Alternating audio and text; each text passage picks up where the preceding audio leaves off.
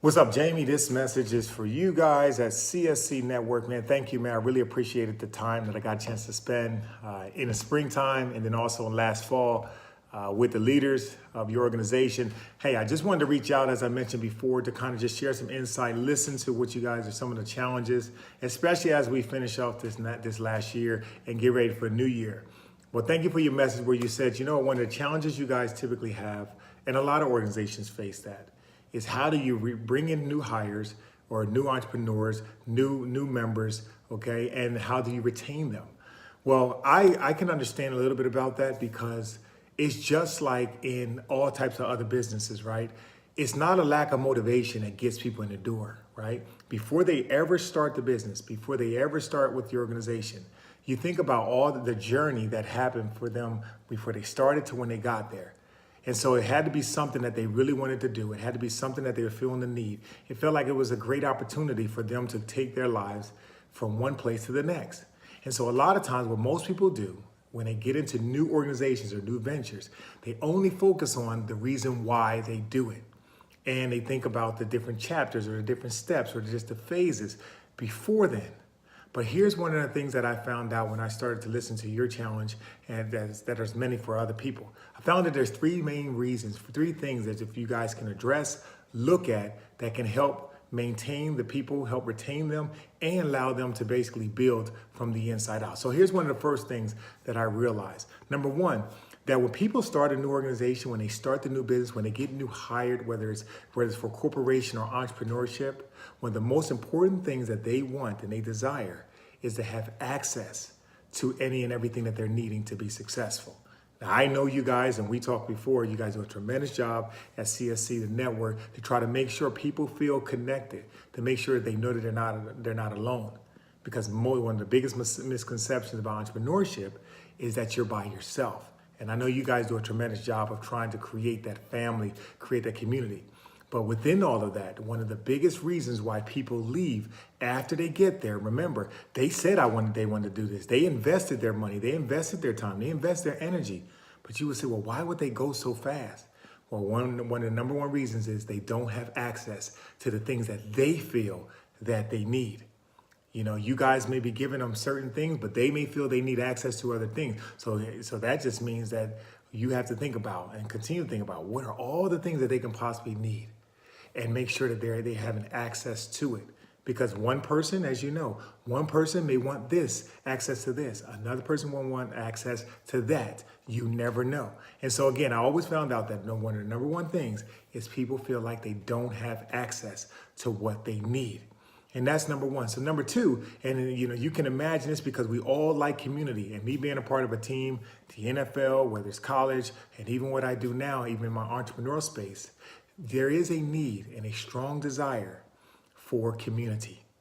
That just basically means that when people come on, they need to feel part of a group right away.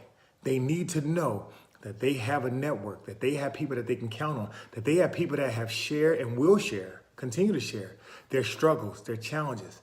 As we always say, nobody's made on the mountaintop. It's only in a valley when we go through our struggles. It's only in a valley that when we feel like, we don't know what to do next. You think about when somebody buys a house or buys something new, a large ticket item. See, it's not that they change their mind months later. A lot of times that buyer's remorse starts right away. As soon as they drive away from the parking lot, or as soon as they drive away from the thing that they just purchased. That's because for them, what's needed is somebody to call them right away, somebody to connect with them right away. When they're dealing with these thoughts of remorse, or they're dealing with these thoughts or fears or challenges, they need to be reassured that they are connected and that there are people that, although they have individual aspirations, there is a corporate and a connectiveness that keeps them together. So the number two thing that helps retain employees or hires is for them, when they first start, to share with them and to show them, and include them in the community of the network. Because what one person needs may be different from another person. And how do we find these things out? We find it out by the third way that we found that helps increase or decrease the level of people leaving early.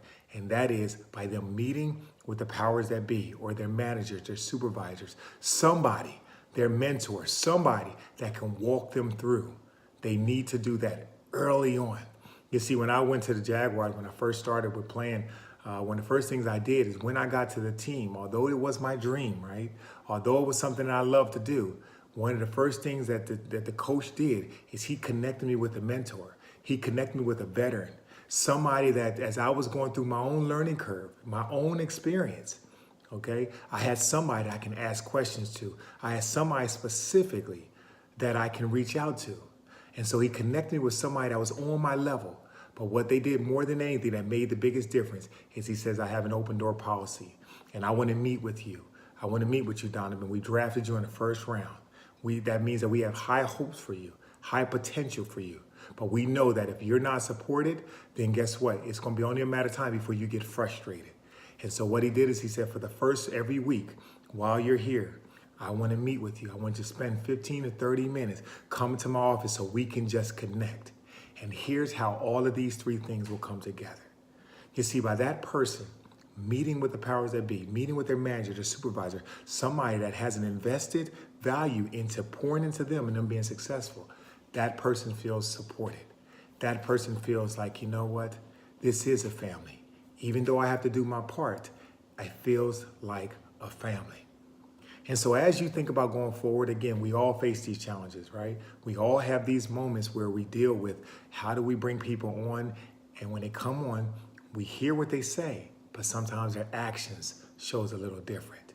And so the power of questions. See, when this person meets with their manager, or when you bring somebody in, it is the questions that you ask that will determine a lot of times the success of that individual. Questions like, hey, you know, why are you doing this? What is it that you're trying to solve? Who are you doing this for? How significant do you want to be in this?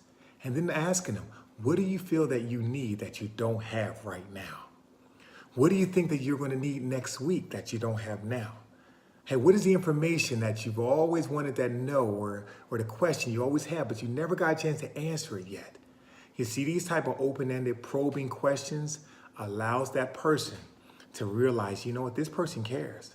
It matters to this person about my success because they're trying to tee it up and create an environment to make them successful. Listen, every organization is different, Jamie, as you know, and this is to all the CSC network. But here's what you do know. To solve the issue, or at least to improve that issue, to bring those numbers down, whether it's Microsoft, IBM, Apple, okay, what I'm sharing resonates for all of them. Number one, giving people access to the information that they need. And then asking them, what do they feel that they need that they don't have? So that way you're doing that. Number two, building that community, building that network. And that network it may not mean just every quarterly or yearly they come together.